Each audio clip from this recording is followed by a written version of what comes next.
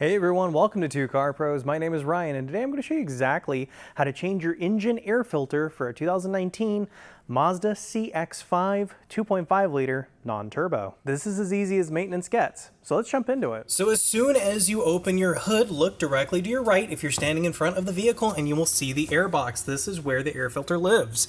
And it's really easy. You don't even need any tools to get the top of it off.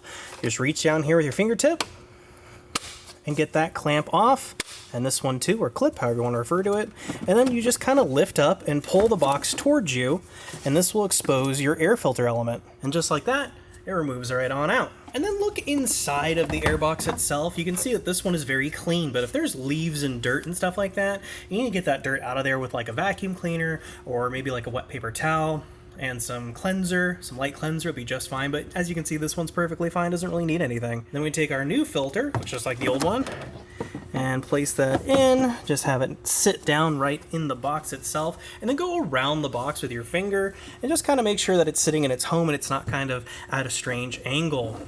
And you can see right here, there's one over there as well, that is where we're going to aim these little tangs on the back side of the box into. So we're bringing the top of the airbox back down, and then there's 3 of them across the airbox on the back. Make sure all those line up, and then just kind of slide it backwards like this, down and in, and then just clip the clamp back on, push the airbox down, making sure that the airbox is completely sitting on the filter, and then you can just clip it back in place just like that. It's really easy. So that's how to replace your engine air filter for a Mazda CX-5 from 2019 with a 2.5 liter non-turbo engine.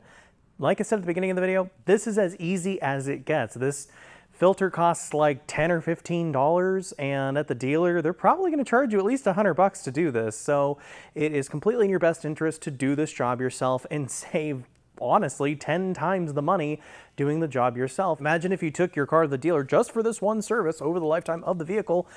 That's thousands of dollars you can save by just doing the work yourself and making sure the work is done correctly. If you found this video helpful or interesting at all, please consider becoming a member down below by clicking that join button. It is a direct way to help the channel out.